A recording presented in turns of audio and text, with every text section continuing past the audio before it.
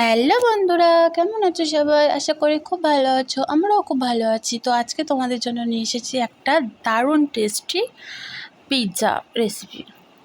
তো প্রথমে পনিরের সাথে আদা রসুন পেঁয়াজ বাটা, লবণ, হলুদ, একটু সামান্য লঙ্কা গুঁড়ো দিয়ে মাখিয়ে প্রথমে হালকা করে ভেজে নিয়েছি। তো সেমভাবে চিকেনটাকেও ভেজে নিয়েছি।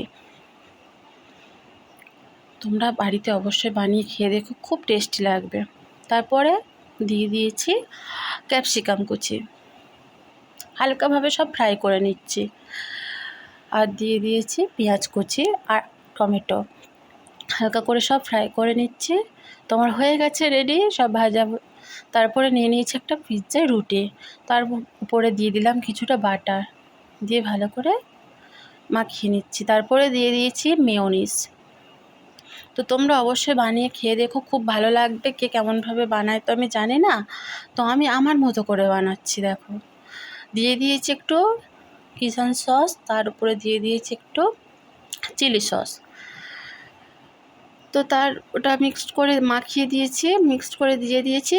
তো দিয়ে দিয়েছি ক্যাপসিকাম কুচি, টমেটো কুচি, পেঁয়াজ কুচি। তো আমি ফ্রাই করে নিয়েছি। আমি তো গ্যাসে করব, বালির উপরে দিয়ে করব, তো মাইক্রোওভেনে তো করব না, ওই জন্য একটু সব হালকা ফ্রাই করে নিয়েছি। তো দিয়ে দিয়েছি পনির, চিকেন, একটু চিলি ফ্লেক্স, আর দিয়ে দিয়েছি মজেরেলা চিজ।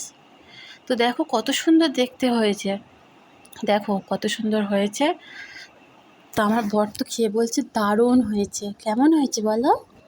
খুব টেস্টি হয়েছে, একদম অসাধারণ।